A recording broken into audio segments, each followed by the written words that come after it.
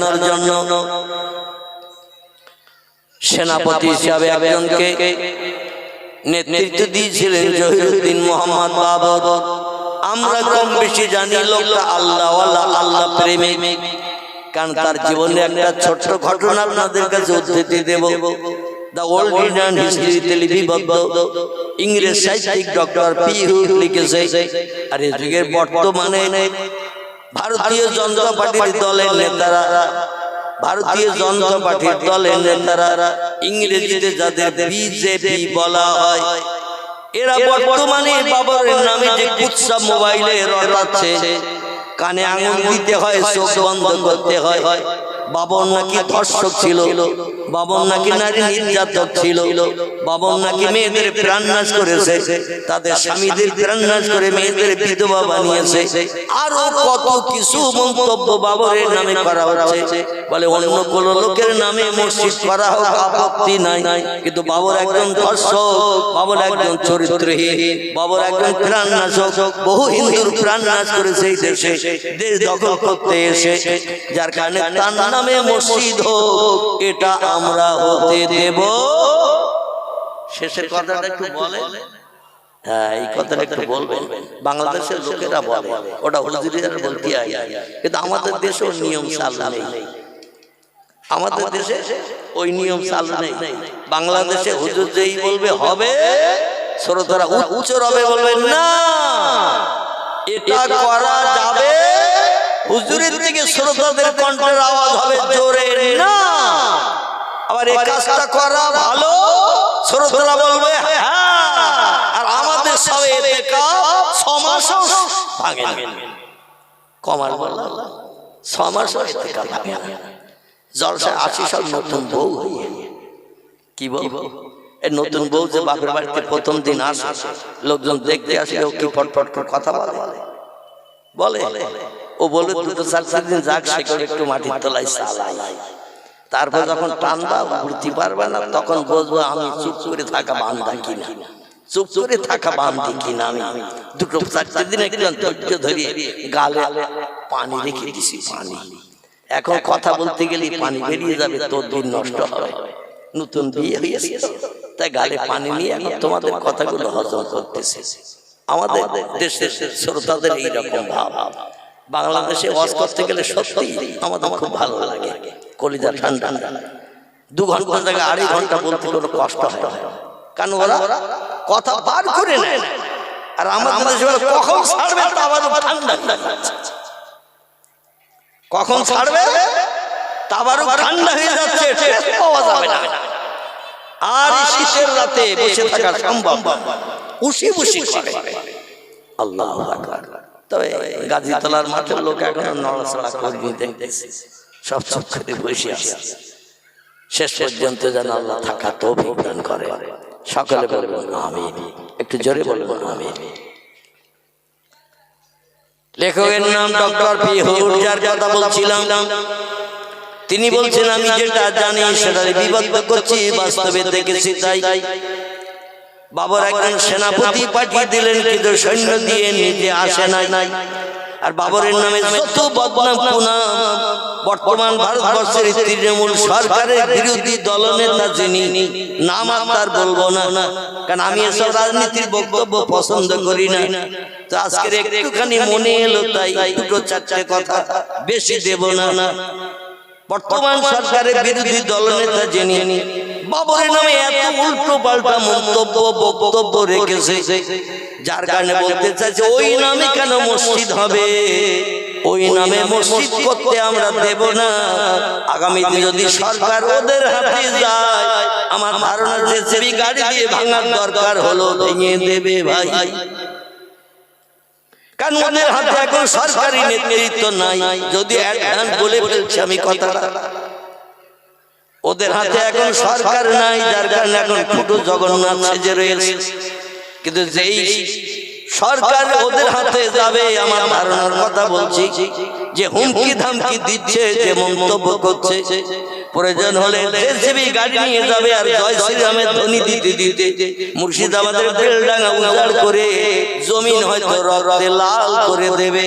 জোরে বলুন একটু নাউজুবিল্লাহ। উভয় দল যদি শক্তপোক্ত হয়, উভয় দল যদি শক্তপোক্ত হয়, তা সেখানে রক্তের বন্যা বইবে না, বইবে না। মুর্শিদাবাদ জেলার মুসলমানদের শতকরা 75%, 70%। মুর্শিদাবাদ জেলায় মুসলমানদের সংখ্যা শতকরা 70 মতান্তরে 75%। অন্য ধর্মাবলম্বীদের পার্সেন্ট হলো শতকরা 25 থেকে 30। যারা 3 ভাগের 1 ভাগ মুসলমান, 3 ভাগ, এরা কি ওই মসজিদ ভাঙতে গেলে ওরা কি জরুরি রোগীর মতো শুয়ে থাকবে নাকি? এই জন্য আমি কথাটা বললাম, বেয়াদবি নেবেন না। এই কথা আর কতদূর যাবে তাও জানি না। আমি এতদিন পর্যন্ত কথা বলি নাই, তবে যদি তাদের হাতে সরকারি ক্ষমতা যায়, এই বাবরের নামের মসজিদ তারা রাখতে চাইবে না, কারণ অন্য নামে মসজিদ হোক আপত্তি নাই। আর ওই নামে মসজিদ হয়েছে বলে লক্ষ লক্ষ কোটি কোটি টাকা মুসলমানের আনন্দ করে দান করছে। ওদের গায়ে কাত্রদাহ জ্বলছে, জ্বালা চলছে, ঘুম হচ্ছে না, কারণ মুসলমানের এত টাকা কেন ওই নামে দান করছে? ও বিরোধী দলনেতা, তুমি কি জানো না বাবর আসলে মিথ্যুক ছিল না, বাবর ধর্ষক ছিল না, বাবর প্রাণনাশক ছিল না। তিনি আসেননি যুদ্ধ করতে, যুদ্ধ করতে এসেছিল তার প্রধান সেনাপতি, নাম ছিল তার মীর মোহাম্মদ বাকি। কি নাম বললাম? মীর মোহাম্মদ বাকি তার নাম।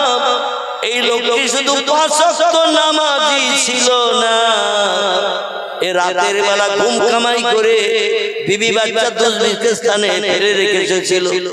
বিবি বাচ্চা সঙ্গে আনে নাই, বিবির পাশে রাতের বেলা ঘুমায়নি, বিছান সজ্জায় শয়ন করে গোবর সাবের মতো নাক দিয়ে ফসফস করে আওয়াজ তুলিনি। রাতের বেলা তাহাজ্জুদের নামাজ পড়তে আর বলতো, আল্লাহ অল্প কিছু সেনা এনেছি উজবেকিস্তানের ফরগানা থেকে, আর আমরা এসেছি পানিপথে নৌকা যোগে, লঞ্চ যোগে। আর যে দেশের রাজ সিংহাসন দখল করতে এসেছি, সে দেশের জনগণ সব ডাঙায় বাস করে, জমিনে। আর আমরা এসেছি সব পানিপথে, পানিপথে। ডাঙায় যারা থাকে আর পানিতে যারা থাকে শক্তি পায় বেশি কারা? ডাঙায় যারা থাকে এরা তো শক্তি পায় বেশি, যখন তখন যে কোনো দিকে যে আক্রমণ করতে পারবে না, পারবে না। আর পানিতে যারা থাকে ওই পানি ছাড়া তো অন্য দিকে ওরা যেতে পারবে না। আর সাগর তো এইরকম কুকুরের মতো চতুর্দিকে করা নাই। সাগর একটা এদিক ওদিকে লম্বা, এদিক ওদিকে লম্বা। ঠিক বললাম না ভুল বললাম? সাগর লম্বা হয় পূর্ব পশ্চিমে, নইলে উত্তর দক্ষিণে, এইরকম লম্বা হয়ে থাকে। পুকুরের মতো এইরকম গোলাকার নয়, যার কারণে যে কোনো দিকে যুদ্ধ করার সুযোগ নাই।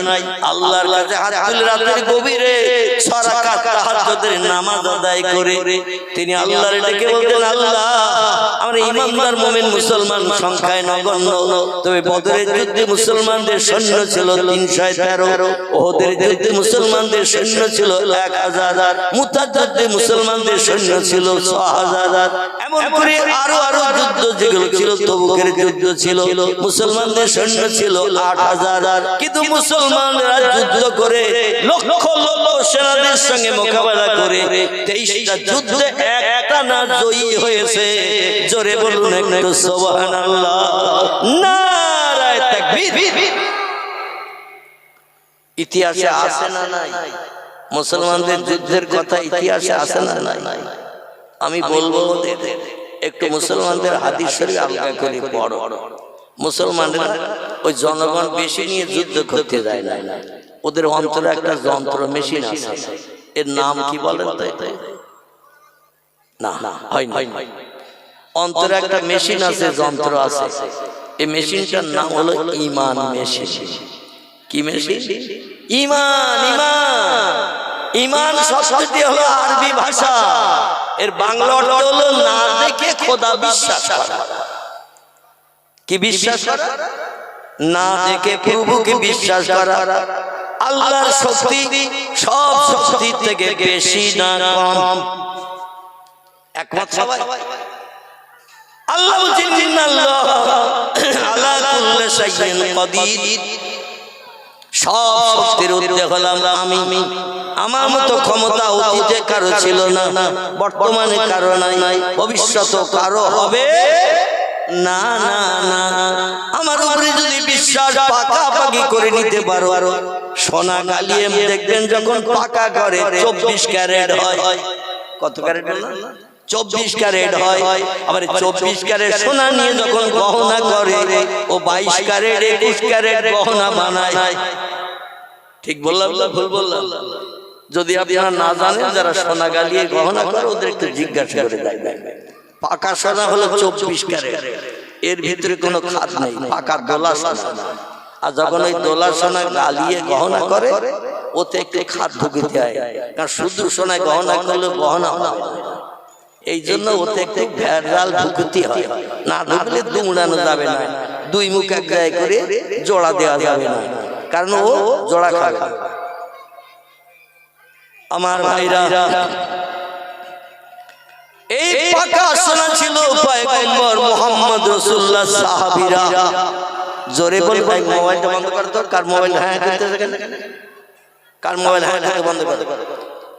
আমার ভাইরা, বিশ্ব নবীর সাহাবারা হিজরতের 8 সালে নবীজির সঙ্গে মক্কা শরীফে বিদায় হজ করতে এসেছিলেন 1,25,000-এর মতো।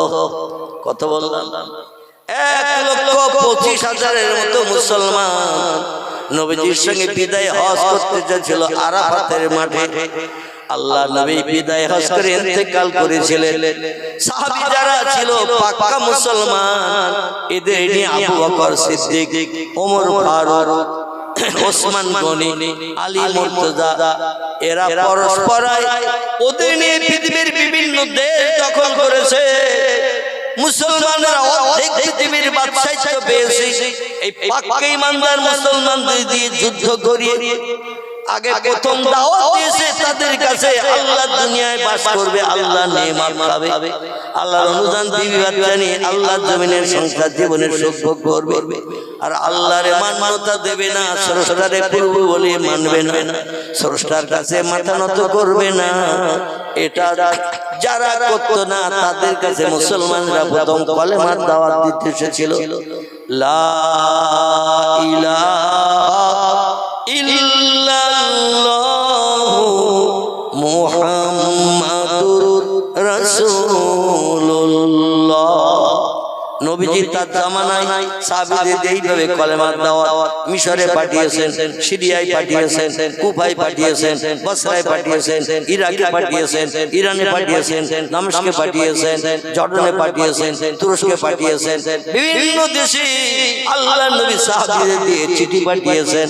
আল্লাহ দুনিয়ায় বাস করছো, আল্লাহ নেয়ামত খাচ্ছো, আল্লাহর অনুদান বিবি বাচ্চা নিয়ে সংসার জীবনে সুখ ভোগ করছো, আল্লাহর জমিনে চাষবাস করে ফসল উৎপন্ন করে জীবন ধারণ করছো।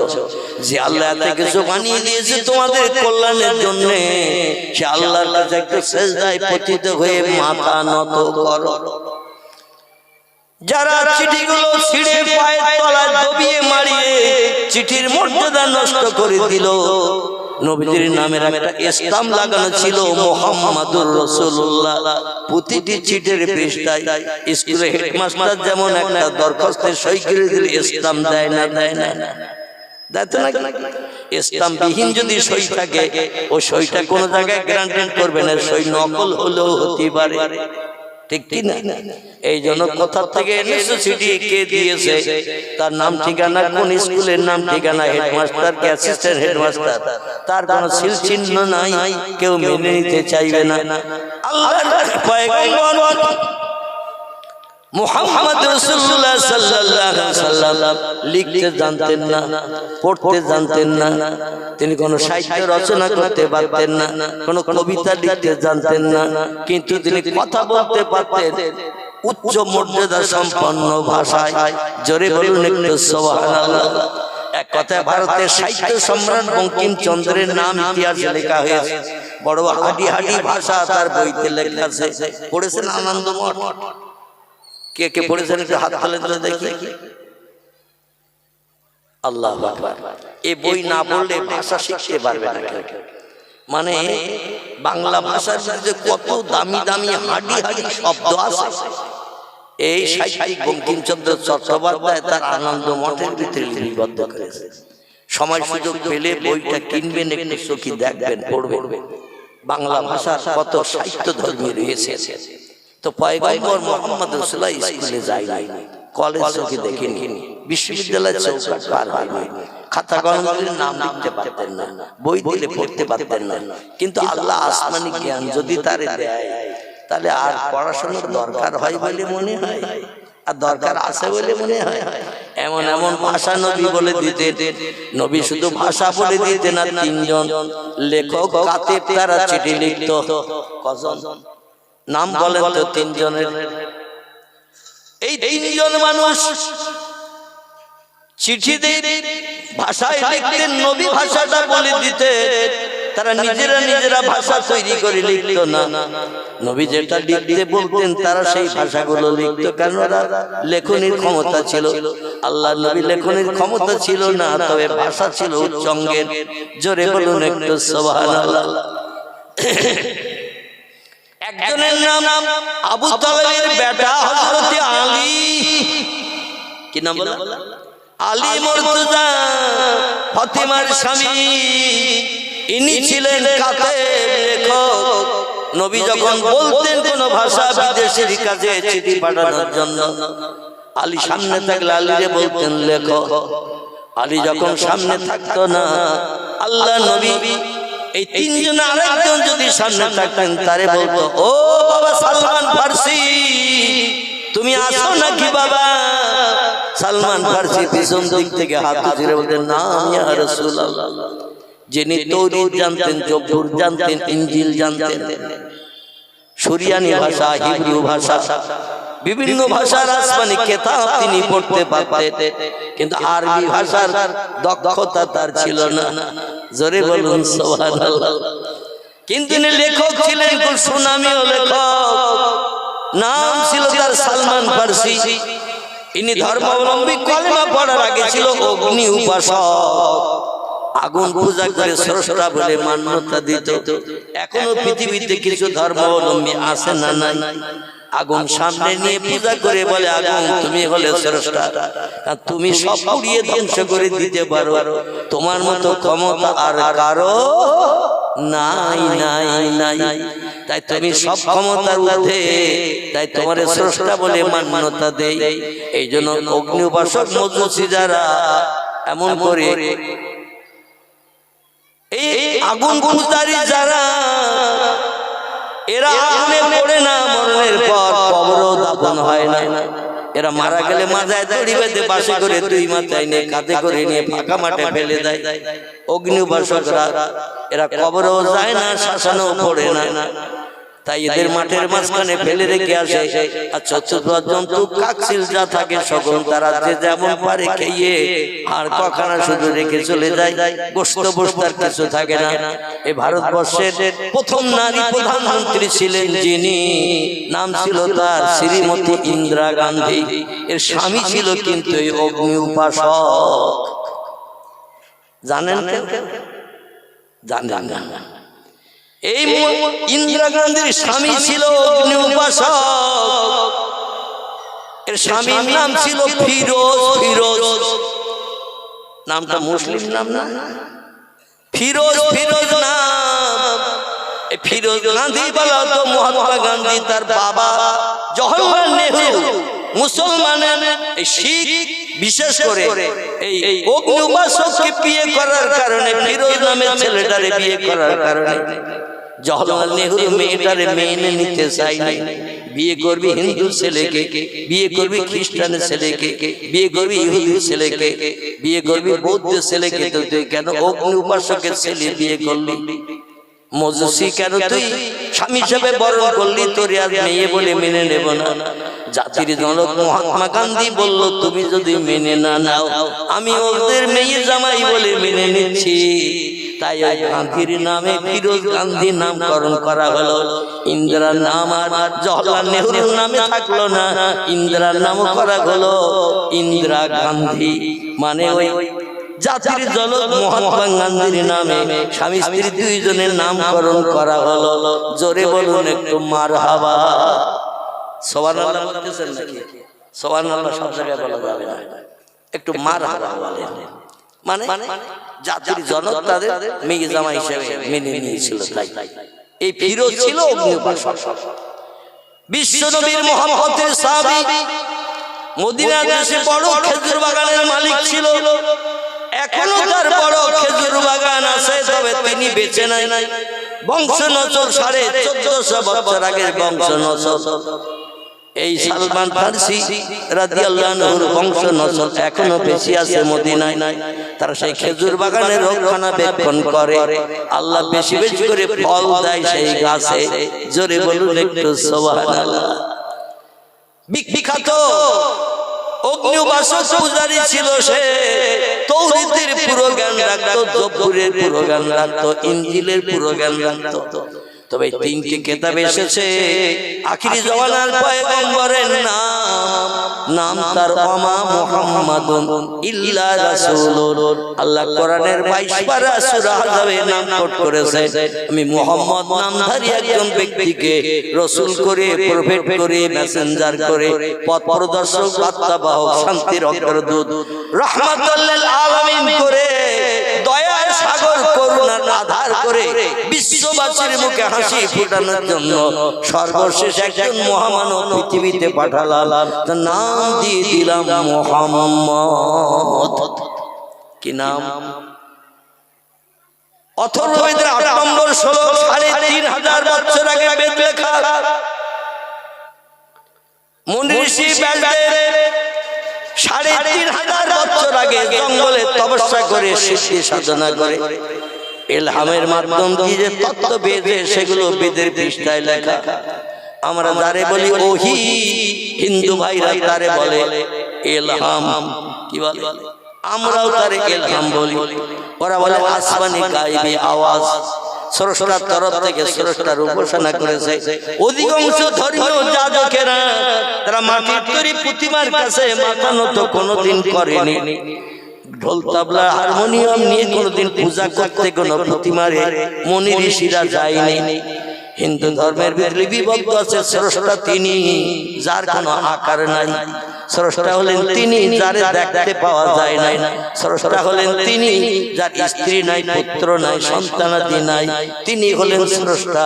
এখন ওরা তো স্রষ্টার মেয়ে লক্ষ্মী, কালী, দুর্গা, সরস্বতী রে বানিয়েছে, আবার ছেলেও বানিয়েছে অনেকে।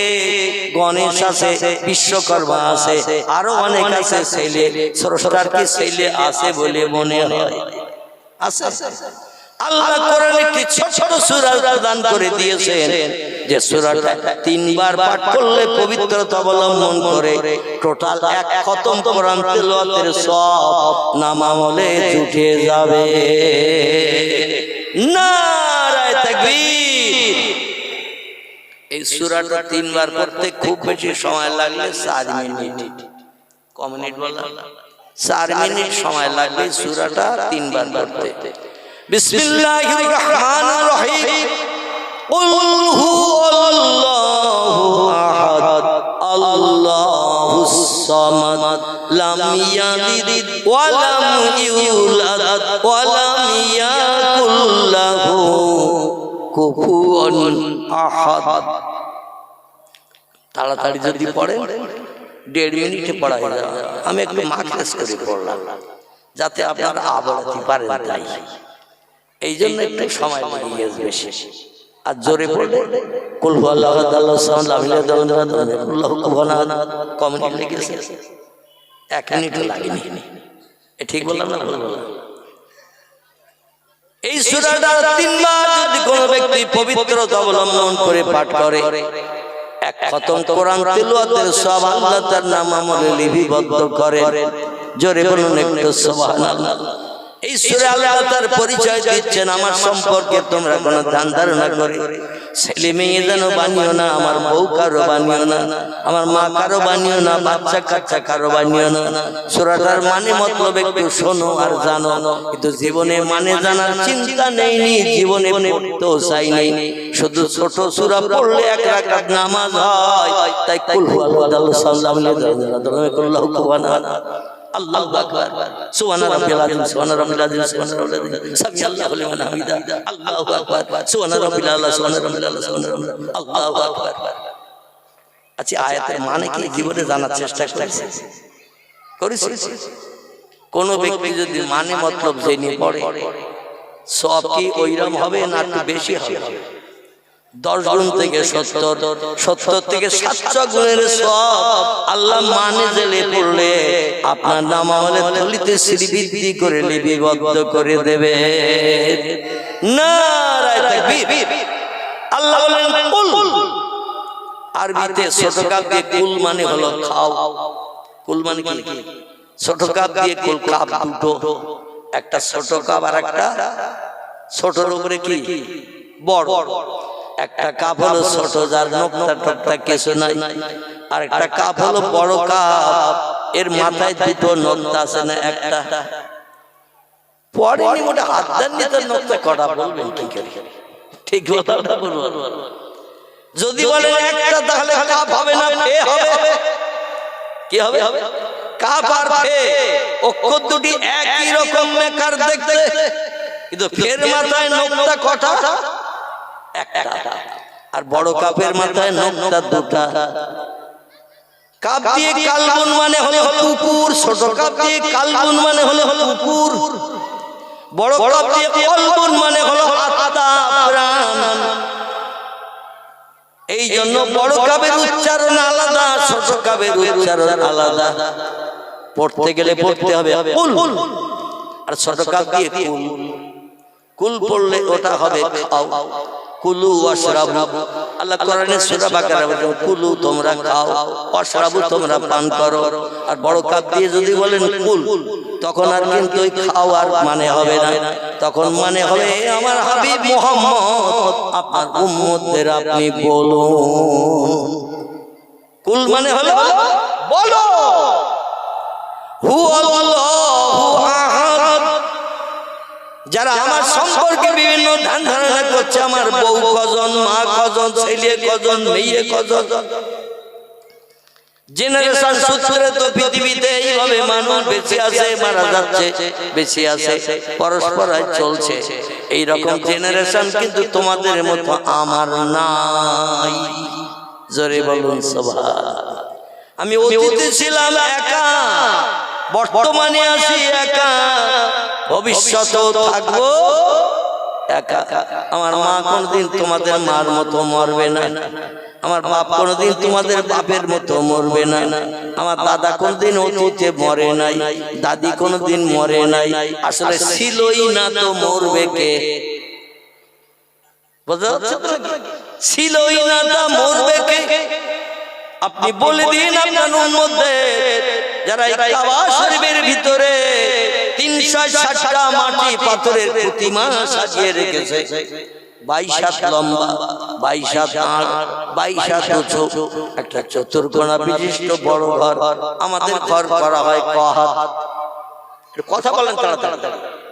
কহাত ঘর করা হয় লম্বা, কহাত ফুটে জিজ্ঞাসা করে বললেন 12 ফুট। কি ঠিক বললাম? 12 ফুট লম্বা। আর ক ফুট বলে? 11 ফুট 10 ফুট আর। যদি বলে হাত, তাহলে বলতে হাত জোর করতে হবে। একটা ঘর আছে কাবা শরীফের চাতলে, এই ঘরটি 22 হাত লম্বা, 22 হাত আড়, আবার উঁচুতেও 22 হাত, 33 ফুট লম্বা, 33 ফুট আড়, 33 ফুট উঁচু। যেদিকে তাকাবেন মেকারাকি। এই ঘরটির নাম হলো কাবা বাইতুল্লাহ। জোরে বলুন একটু সুবহানাল্লাহ। এই বড় আকারের ঘরটি 3টে পাক দিয়ে হাজিদের উমরা করতে যারা যায়, 7টা পাক দিয়ে ঘুরতে সময় লাগে 3.5 ঘন্টার মতো। কতটা বললাম? যারা হজ করতে গেছেন, উমরা করতে গেছেন, আমার কথা একমত হতে পারবেন। আর যারা সোনার মক্কা মুকাররমা চোখে দেখেননি, মনে মনে চিন্তা করে হুজুর আসাম থেকে বাড়ি আসার সময় 3 গ্লাস খেয়ে এসেছে। একটা 33 ফুট লম্বা ঘর, 22 হাত লম্বা ঘর করতে আবার 3.5 ঘন্টা লাগে নাকি? এই মেনে নেবে কেউ? কিন্তু মৌ পোকার মতো মানুষের জান, মৌসাকে যেমন মৌ পোকা ভরা, কাবার চাদরে রাত দিন 24 ঘন্টা ওই রাম মানুষ ভরা। আমি পেটে গুটে মানুষ, দিনের বেলা বহু চেষ্টা করেছি। আল্লাহ দমকে 3-3টে নবীদের মাতৃভূমি যখন চোখে দেখিয়েছে, আল্লাহর নবীর হাতে গড়া ঠিক আমার দাড়ি সমান উঁচু জায়গায় একটা জান্নাতি পাথর এখনো সেট করা রয়েছে। এই পাথরটির নাম হলো হাজরে আসওয়াদ। কি নাম বললাম? হাজরে আসওয়াদ। পয়গম্বর বলেছেন পাথরটা দুনিয়ার কোনো পাহাড়ের পাথর না, এই পাথরটা হলো আল্লাহর জান্নাতের পাথর।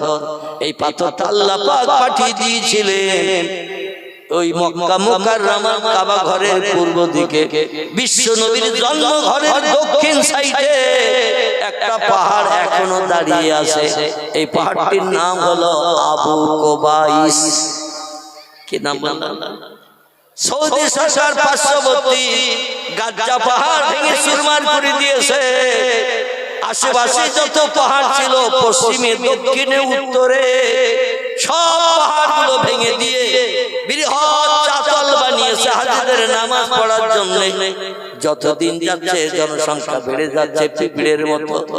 এই জন্য মানুষ যাতে সুস্থভাবে নামাজ পড়তে পারে, তাই পাহাড় ভেঙে ভেঙে জায়গাগুলো ক্লিয়ার করছে।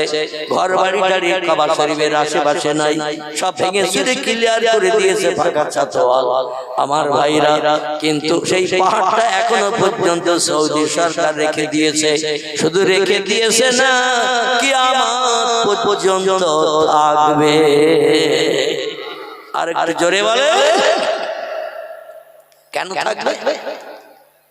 আমার ভাইরা, এই পাহাড়ে আল্লাহ পাক হাওয়ার চোখের পানি মোচনের জন্য, ভয় ভীতি থেকে নিষ্কৃতির জন্য আল্লাহ পাক এই পাহাড়ে প্রথম আসমানি রহমত বর্ষণ করেছিলেন। জোরে বলুন একটু সুবহানাল্লাহ।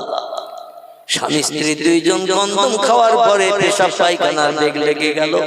আল্লাহ নোংরা জায়গায় চলে যাও, যত পারো পায়খানা করো, পেশাব করো, হাগো আর মতো, আমার আপত্তি থাকবে না। তো আমার জান্নাতে নোংরা ফেলতে দেব না।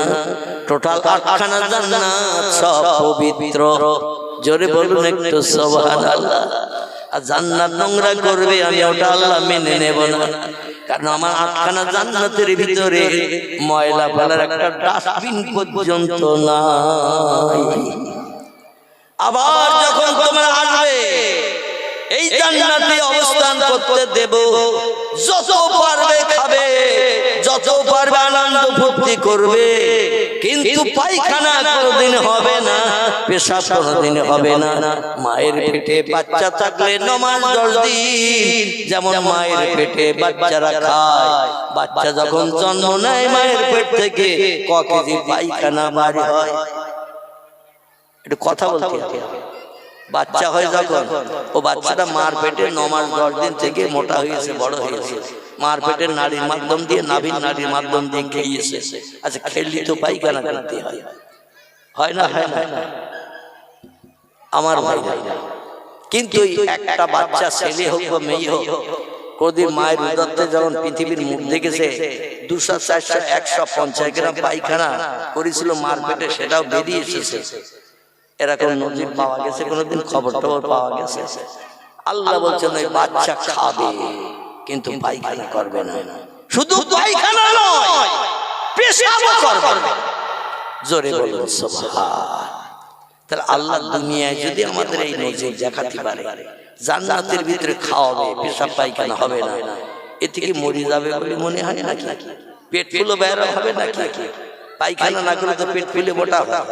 মাঝে মধ্যে বিভিন্ন ধরনের মেডিসিন ওষুধ খেতে যায়, তরল হয়ে বেরিয়ে যায়। পায়খানা শক্ত হলে অনেক সময় 2 দিন 3 দিন হয়, ঠিক কি না? স্বস্তি পায় না। পায়খানা কখন হবে? খেতে বললি বলে খাবো না, আজ 3 দিন পায়খানা হচ্ছে না।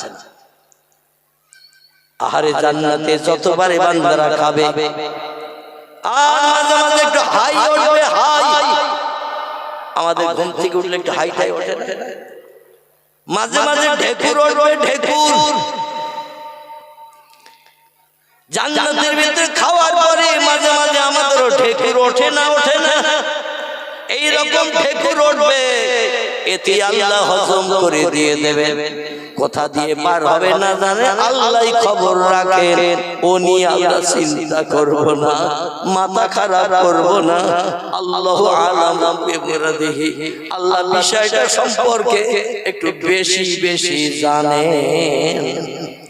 সব জিনিস জানতে গেলে পাগল হয়ে যেতে হবে। আল্লাহর উপরে বিশ্বাস রেখেই ও জিনিস সম্পর্কে বেশি এগিয়ে যাওয়া যাবে না। যদি বলেন আমাদের বাপ মা ছিল তে আমরা হয়েছি, তা আল্লাহ কি করি হই হই। আপনি বলছেন লাম ইয়ালিদ, তার সন্তান নাই, ওয়ালাম ইউলাদ, তার পেটের থেকে তিনি জন্ম নেন নাই। সূরা ইখলাসে তথ্য এসেছে। কারো পেটের থেকে তিনি আমাদের মতো জন্ম নেননি, আবার তার মাধ্যম দিয়ে কোনো বাচ্চাও জন্ম হয়নি। কি করে হয়? এরকম চিন্তা করে 2-5 ঘন্টা চিন্তা করা যাবে না, যাবে না। আল্লাহ ওই চিন্তা করে মাথা গরম করবে না, কারণ আমার জ্ঞান বেশি, তোমাদের জ্ঞান কম। সামান্য জ্ঞান নিয়ে আকাশ ছুঁতে দেবে না। কি ছুঁতে দেবে না? আকাশ ছুঁতে দেবে না।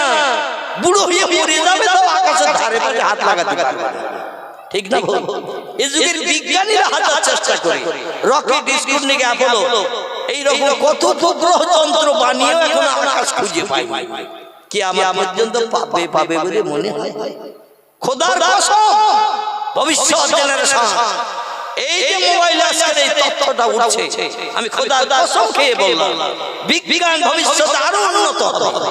আমি আপনি কবরে চলে যাব, মাটির সঙ্গে মিশে যাব, আর কখনো হয়তো 2-10,000 বছর যদি আল্লাহ কিয়ামত না করে তাও মাটির সঙ্গে মিশে যেতে পারে। কিন্তু বিজ্ঞানীর ঠাকুর দাদার বাপ আসলো, নাতি নাতকুর ভবিষ্যৎ আসলো, আকাশে হাত লাগাতে পারবে? আকাশ কোথায় আছে খুঁজে পাবে? খোদার কসম পাবে না, কারণ মানুষ সব জানতে পারবে না। আল্লাহ যে সব যদি তোমরা জেনে নাও তা আমার তো আর নেবা, ঠিক বললাম? সব যদি তোমরা জেনে নাও আমার তো আর নেবা বলে সব মাল পেয়ে গেছে, ওনার দরকার নেই। এটা মানুষ মাঝে মাঝে চিন্তা ভাবনা করে। কারো কাছ থেকে যা নেওয়া নিয়ে নেয়, নিয়ে বলে কাজ ঠিক আছে, আর ওনার সঙ্গে বন্ধুত্ব রাখার দরকার নাই, এরকম বলে না, বলে না, বলে না, বলে না। আর ওনার দরকার নেই, যা মাল নেওয়া সব নিয়ে ফেলেছি, ভালোবাসা মহব্বত প্রেম দিয়ে ধোঁকা দিয়ে সব কাজ আদায় করে দিয়েছি, আর বন্ধুত্ব রাখার দরকার নেই। আল্লাহ বলছেন কিয়ামত পর্যন্ত চেষ্টা করলো, মায়ের পেটের বাচ্চা আলেম হবে না হাফেজ হবে, চোর হবে না গুন্ডা হবে, দস্যু হবে না ডাকাত হবে, অন্ধ হবে না চক্ষুষ্মান হবে। এটা আমি জানি, তোমরা জানো না। জোরে বলবে সুবহানাল্লাহ। কবে পশ্চিম দিক দিয়ে সূর্য ডগডগ করে ভোরবেলা গাছের মাথা দিয়ে উঠবে, কিয়ামত চেষ্টা করেও তত্ত্ব দিতে পারবে না, ওটা আল্লাহ আমি জানি। জোরে বলুন একটু সুবহানাল্লাহ। আমি কবে হাসরের মাঠ তৈরি করব, তামাম পৃথিবীর সব দেশের মানুষকে এক জায়গায় করব, এদিন আমি জানি, তোমরা জানো না। জোরে বলে সুবহানাল্লাহ। আমার ভাইরা, মানুষ এই জন্য সব জানতে পারবে না, আকাশ খুঁজে পাবে না। আসুন আমি যেখানে ছেড়ে এসেছি সেখানে চলে যাই, একটু মহব্বতে দরুদ শরীফ। আল্লাহুম্মা সাল্লি আলা মাওলানা মুহাম্মদ ওয়া আলা আলি সাইয়্যিদিনা মাওলানা মুহাম্মদ। জান্নাতের ভিতরে পেশাব পায়খানা লেগে গেল, ছোটাছুটি করতে থাকলো স্বামী স্ত্রী দুইজন। ছোটাছুটি কোনো প্রয়োজন দরকার হতো না, গন্ধম খাওয়ার কারণে পায়খানা পেশাবের বেগ লেগে গেল। আল্লাহ রে বলেন, আল্লাহ জায়গা দেখিয়ে দাও, আর ধৈর্য ধরতে পারছি না, আমার সার পায়খানা লাগলে মাথার চুল পড়া মতো ভাব হয় না, হয় না। ওদের ওই রকম মাথার চুল পড়া মতো ভাব হলো। আল্লাহ বলেন, যা জানিয়ে দিচ্ছে একটা নোংরা জায়গায়, নোংরা জায়গায় একটা বানিয়ে রেখেছি অতীতে, নোংরা জায়গাটার নাম হলো আলামে দুনিয়া। জোরে বলুন একটু সুবহানাল্লাহ। এই দুনিয়া যদি নোংরা জায়গা হয় তাহলে জান্নাত এই পৃথিবীর নোংরা জায়গা আমাদের কাছে এখন ভালো না খারাপ? এই পৃথিবী আমাদের কাছে এখন ভালো না খারাপ? খারাপ। তাহলে ভালো জায়গাটা দেখি ঘরবাদ। এই দুনিয়ার মায়া কেউ ছাড়তে চায় না। খারাপ যদি হতো অন্য জায়গায় ভালো জায়গা খুঁজে সেখানে ঘর বানানোর চিন্তা করতো। পৃথিবীতে যত দেশ 256টির মতো দেশ, এর ভিতরে কিছু দেশ আছে উন্নত দেশ, Japan, German, England, Holland, Italy, Brazil, এরকম নামি দামি দেশ আছে। এই সমস্ত দেশ খুব সুন্দর সৌন্দর্যমণ্ডিত দেশ। দুবাই ভালো দেশ না খারাপ দেশ? সেই দেশে যদি একবার ঘুরতে যায় জীবনে আর বাড়ি আসবে না। বলে রাস্তা ধার ট্রেনের পাশে শুয়ে থাকবে, তাও থাকবো, বাড়ি যেয়ে আর মশার কামড় খাবো না। কত সুন্দর সুন্দর দেশের জমিন পৃথিবীতে আছে। এই দুনিয়ার জমিন যদি আল্লাহর কাছে খারাপ হয় তা জান্নাতটা কত ভালো, একটু চিন্তা করলে মাথা ঘুরে যাবে ভাই। জোরে বলুন একটু সুবহানাল্লাহ। আল্লাহ বলেন পৃথিবীতে যাও, খুব সংক্ষেপ করে বলি, পৃথিবীতে যাও, যত পারো পেশাব পায়খানা করে স্বস্তি পাও। পেশাব পায়খানা সারলো, এবার স্বস্তি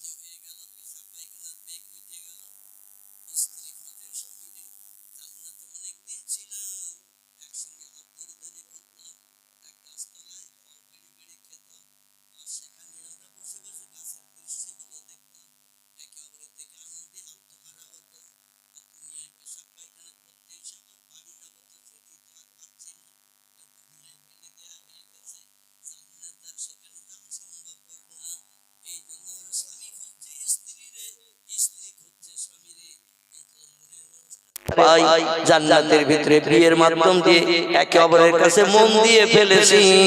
স্ত্রী স্বামীকে না দেখে আর থাকতে পারছে না, স্বামী স্ত্রীকে না দেখে থাকতে পারছে না। হুন্না লিবাসুল লাকুম ওয়া আনতুম লিবাসুল লাহুন্না।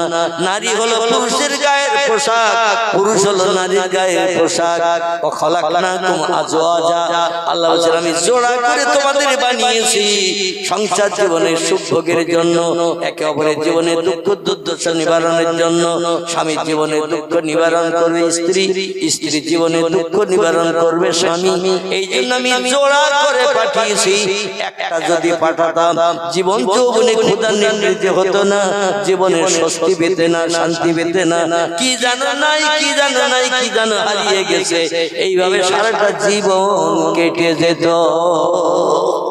ঠিক বললাম না ভুল বললাম? সারাটা জীবন কেটে যেত। নারীর প্রয়োজন পুরুষের, পুরুষের প্রয়োজন নারীর। আরে দুইজন যখন এক জায়গায় হয় সব সমস্যার সমাধান হয়ে যায়। পেশাব পায়খানা ছেড়ে খুঁজছে স্ত্রী স্বামীরে, স্বামী খুঁজছে স্ত্রীরে। আল্লাহ বলছেন কাঁদতে থাকো। আমি তো বলেছিলাম ওয়ালা তাকরাবা হাযিহি শাজারাতা ফাতাকুনা মিনাজ জালিমিন। জান্নাতে সব ফল খাও, সব নেয়ামত উপভোগ করো, সব জিনিস দেখো, সব ঘরে বসবাস করো, সব গাছতলায় শুয়ে পড়ে দৃশ্যগুলো দেখতে থাকো, কাউসারের পানির নহর দেখো, আর সালসাবিল দেখো, আর কত কিছু দেখতে থাকো। ইয়াকুত জামরুদ মারজান হীরা পান্না চুন্নি খচিত নামি দামি সুন্দর সৌন্দর্যমণ্ডিত ঘরগুলো দেখতে থাকো। তো ওই একটা গাছ দেখা যায়, ওই গাছটার ধারে পাশে যেন মনের ভুলো কোনদিন যেও না। আদম বলল আল্লাহ গাছের ধারে যাওয়া তো দূরে থাক, ওদিকে ফিরেও পর্যন্ত তাকাবো না। একটু জোরে বলা যাবে না সুবহানাল্লাহ? কে বলেছিল এই কথাটা?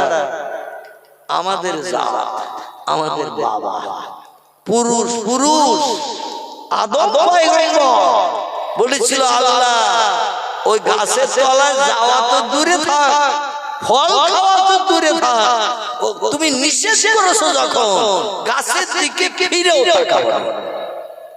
বাড়ির মেয়েদের যদি বলে ঘরে সব জায়গায় ঘুরবি, আলমারি খুলবি, আরেঞ্চেস খুলবি, শোকেস খুলবি, সব খুলবি, তো খাটের তলায় ওই দক্ষিণ পশ্চিম কোণের দিকে যেন উঁকি মেরে দেখবি না। স্ত্রীরা যদি বলে সব খুলবি, কম্বল টম্বল যা কিছু আছে সব খুলবি, বার করবি, ব্যবহার করবি সব, তো তোর জন্য আমি রেখেছি, অসুবিধা নেই। তা খাটের তলায় ওই দক্ষিণ পশ্চিম কোণের দিকে যেন উঁকি মেরে কোনোদিন ঘোড়ার মতো হামাগুড়ি দিয়ে তাকাবি না। আচ্ছা, স্বামী যদি বাড়ি না থাকে, নতুন হাট খোলায় যদি যায়, ও বউটা সেই সুযোগে হামাগুড়ি দেবে না, দেবে না। ও দক্ষিণ পশ্চিম কোণায় কি রেখেছে ওটা মেয়েরা দেখবে না, দেখবে না। বলে এখন তো বাড়ি নেই, আমি একটু খাটের কাছে নিচে যাই। বলে কি দেখছিস? কিছু দেখছিস না, ধুলো বালি আছে কি খাটের তলায়? বলে দেখা করে দেখ, নজর দিবি। কোনোদিন নজর দিতে দেয় না বাড়িওয়ালা, বাড়ি বাড়ি যায়। আর যদি কোনোদিন পিঠের মোড়ে টড়ে যায়, ঘন্টা খানি আসতে দেরি হবে বাড়ি, ও একবার হামাগুড়ি দিয়ে বাচ্চার মতো ওই কোণার দিকে যাবে না, যাবে না। মেয়েদের যদি কোনো কাজে নিষেধ করে, কোনো কাজে যদি বারণ করেন, দুনিয়ার সব কাজ ওদের ধ্বংস হয়ে যাবে।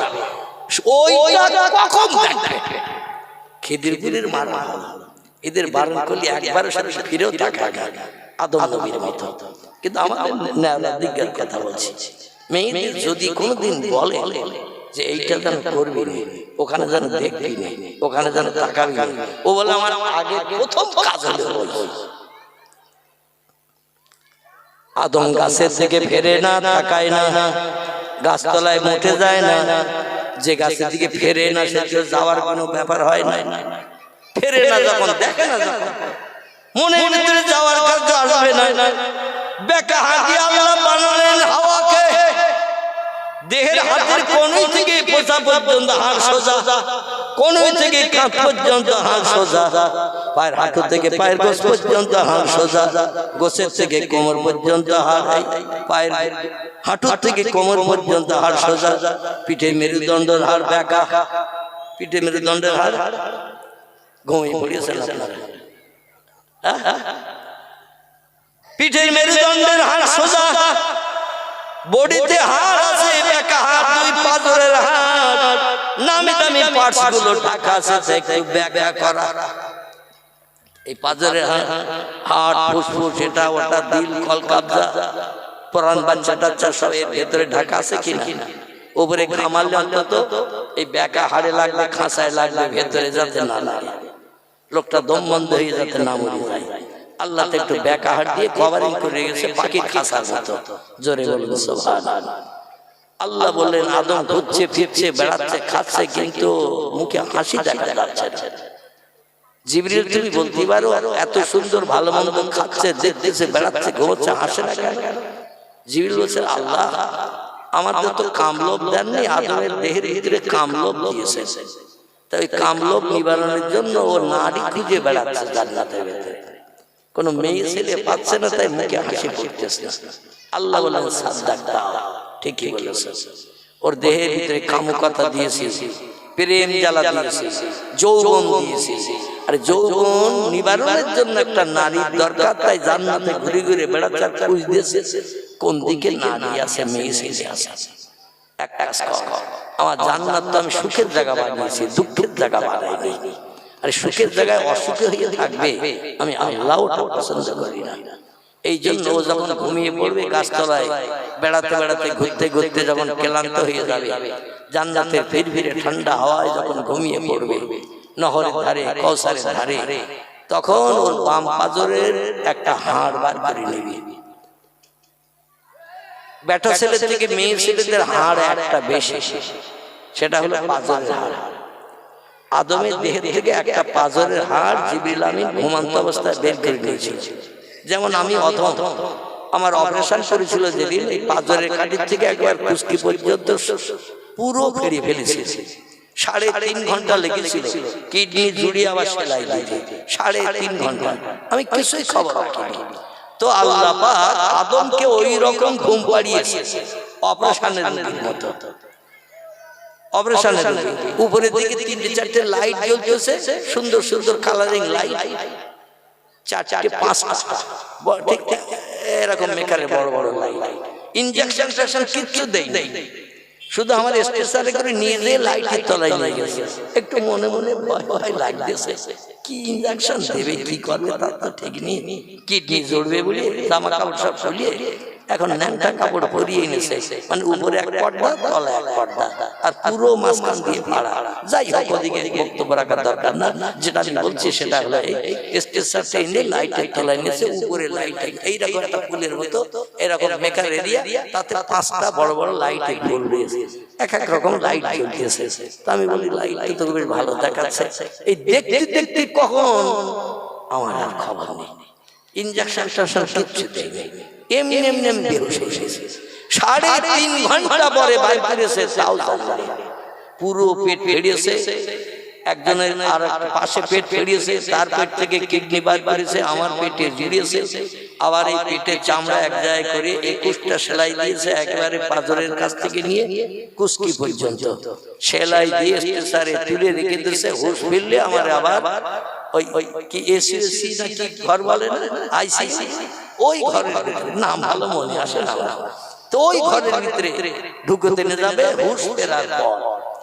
তো বেশ কিছু সময় রাখার পরে হুঁশ ফিরেছে, যখন তাকে দেখছে লাইট তো নেই, দেখছি বারান্দার কাছে ওইখানে রেখে গেছে।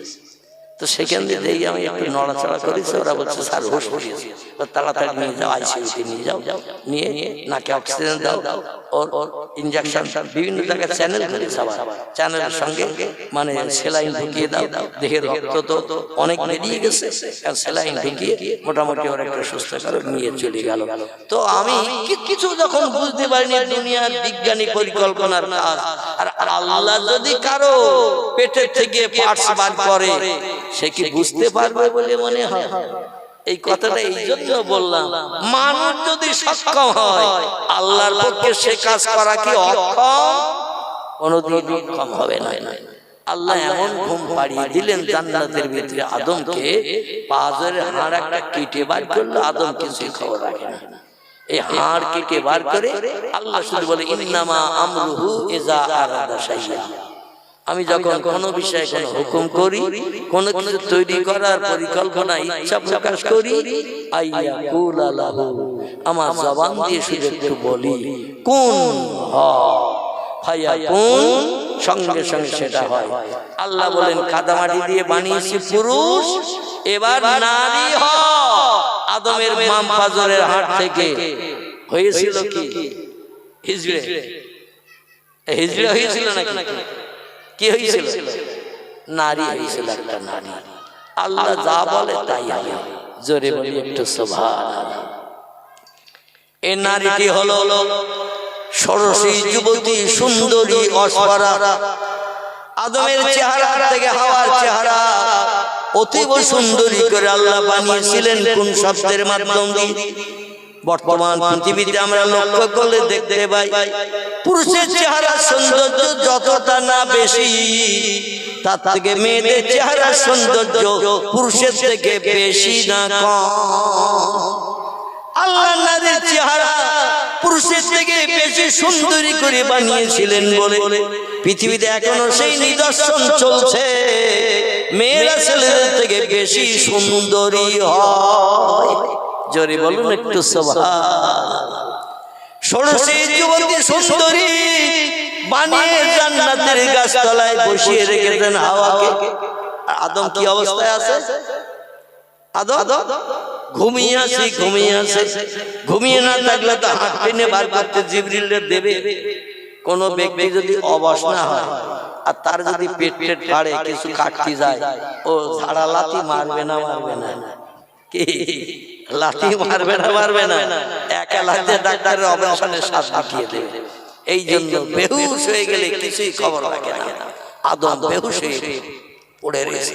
আল্লাহ বললেন কোন ঘুম ভেঙে জিন্দা হ। রাসূল বলছেন আন-নাওমু আকুল মাউত, ঘুম হলো মরণের ভাই। জোরে বলুন সুবহানাল্লাহ। ঘুমিয়ে পড়লে ব্যাংক ব্যালেন্সের মালিক আপনি আর নাই, ঘুমিয়ে পড়লে 10 বিঘা জমির মালিক আপনি আর নাই, ঘুমিয়ে পড়লে 5 বাড়ির মালিক আপনি আর নাই। কারণ ঘুমিয়ে পড়েছেন মানে সব হাতছাড়া। যদি আবার ঘুমটা ভাঙে জিন্দাবস্থায়, তাহলে বিবির স্বামী, ছেলের বাপ, ব্যাংকের বড় মালিক, বাড়ির মালিক, জায়গা জমির মালিক। ঘুম ভেঙে জিন্দা থাকলে সব জিনিসের মালিক। আর ঘুম ভেঙে গেছে কিন্তু জিন্দা নাই, আর জিন্দা যদি না থাকে তো ঘুম ভাঙবে বলে মনে হয়, ঘুম ভাঙবে না। এই জন্য রাসূল বলেছেন ঘুম হলো মরণের ভাই। আল্লাহ শুধু কোন বললেন, ঘুম ভেঙে গেল। আদম ধড়ফড় করে খেলে উঠলেন, উঠে একটু তাকিয়ে দেখে হায় রে, সেই তৈরি হওয়া থেকে নিয়ে শুধু ঘুরছি, বেড়াচ্ছি, খাচ্ছি, ঘুমোচ্ছি, নামি দামি বিল্ডিং, ইয়াকুত, জমরুদ, হীরা, পান্না, চুন্নি, নামি দামি ঘর, সৌন্দর্য মণ্ডিত, লাইট জ্বলছে ঝকঝমক ঝকঝমক চকচক চকচক করে, কিন্তু এইরকম একটা মেয়ে তো কোনোদিন দেখিনি। একটু দূরে হাওয়ারে বসিয়ে রেখেছেন আল্লাহ। আল্লাহ বললেন ইজলিস, যেখানে তুমি হয়েছো ওখানে বসে থাকো। আর আদম ভূমির থেকে ঠেলে উঠে চোখ মুছে একটু তাকিয়ে দেখে সর্বনাশ, মেয়ে ছেলে এত সুন্দরী হয়, এত রূপবতী হয়, এত লাল ঠোঁট হয়, হরিণের চোখের মতো চোখের পলক হয়, আর আমার দিকে একটু মুচকি মুচকি হাসছে, মানে আমার তো ডাকতেছে। আদম বলছে আমি তো চাচ্ছিলাম এতদিন এরকম একটা মনের মানুষ কাছে। আদম আর ধৈর্য ধরে, জান্নাতে নারী পুরুষ মাত্র দুজন। কজন? দুজন, একজন আদম, একজন হাওয়া। এই দুজন, আর কোনো মানুষ নেই জান্নাতে। বলছে আমার যেটা চাহিদা, যেটা দরকার, সেটা তো ওই মেয়েটা বসে আছে, তাও ষোড়শী যুবতী সুন্দর, তাহলে একটু মুসকে মুসকে হাসতে শোনানো আমার মনে মনে যেন চাচ্ছে একটু যাই দেখি, যদি ভাব ভালো হয় তাহলে তারে নিয়ে ঘুরবো ফিরবো বেড়াবো, মনের গরম কাটাবো, ভালো মন্দ পছন্দ করবো, দুজন ভাগাভাগি করে খাবো, একটু কপালে চুমু টুমু দিতে হয় দেবো, ঠোঁটে যদি কামড় দিতে হয় তাও দেবো। স্বামী স্ত্রী হিসাবে আমরা যেমন করি, আদম হাওয়া তখন স্বামী স্ত্রী হয়। কারণ নারীর দেহ আল্লাহ পুরুষের জন্য বানিয়েছেন, পুরুষের দেহ আল্লাহ নারীর জন্য বানিয়েছেন। নারীর অঙ্গ প্রত্যঙ্গ তার স্বামী দেখতে পাবে, এছাড়া অন্য কেউ দেখতে পারবে না। আবার পুরুষের চেহারার অঙ্গ প্রত্যঙ্গ স্ত্রী দেখতে পাবে, এছাড়া অন্য কোন নারী দেখতে পাবে না। কিন্তু এখন আর স্ত্রী যা দেখে না, পরকীয়া সেটা দেখে। পরকীয়া বুঝুন তো নাকি? আর একজন মোবাইলে অ্যাকশন চালাচ্ছে, এখানে অবশ্য অ্যাকশন ট্যাকশন নেই। যাই হোক, আদম বলছে একটু যাই দেখি ভাববো ঠিক কি রকম। আমরা যেমন মাঝে মাঝে একটু ভাব ভাব নেওয়ার চিন্তা ভাবনা এগিয়ে যাই, মাঝে মাঝে ঝাপটা চড়ক কি হয় নাকি, মাজা ভেঙে দেবো, লাঠি মেরে, এরকম কথাও শুনতে হয়। তোমার মা নেই, বোন নেই, এমনও রাস্তায় শুনতে হয় না, হয় না, হয় না, হয় না, মা বোন টেনেও যায়। আদম যেই কাছের দিকে যেতে গেল, লাবণ্যময় চেহারা, মুস্কে মুস্কে হাসি, রূপবতী যুবতী। আমার ভাইরা, আল্লাহ বলেন হুঁশিয়ার, সাবধান, ডেঞ্জার, বিপদ, খাতরা। ওই নারীর গায়ে যেন হাত দেবে না, স্পর্শ করবে না, যত সময় না পর্যন্ত বিবাহ বন্ধনে আবদ্ধ হবে।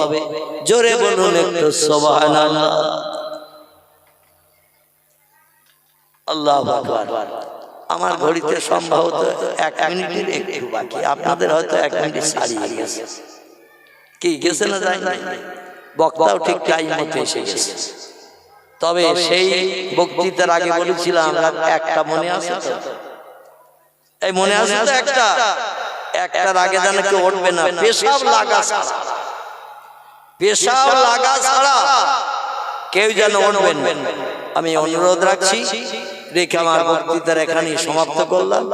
আবার বোধহয় 3-2 পরে সম্ভবত কারিকার পাড়ার রাস্তার উপরে আছে বোধহয় প্রোগ্রাম একটা আছে না, ওই পাড়ায় আছে বোধহয় মনে হচ্ছে। আবার আসছে আমাদের মসজিদের বাৎসরিক জলসা 22শে অক্টোবর। আলিম না শেষ আর বলা যাবে না, কেন বলি জলসাটা নষ্ট হয়ে যাবে না। এই তুমি উঠতেছ কেন? উঠো না, যেখানে যা হয়েছে হোক, তারা সে বিষয়ে চিন্তা ভাবনা করবে। উচ্চ রবে মহব্বতে প্রাণ খুলে দরুদ শরীফ। আল্লাহ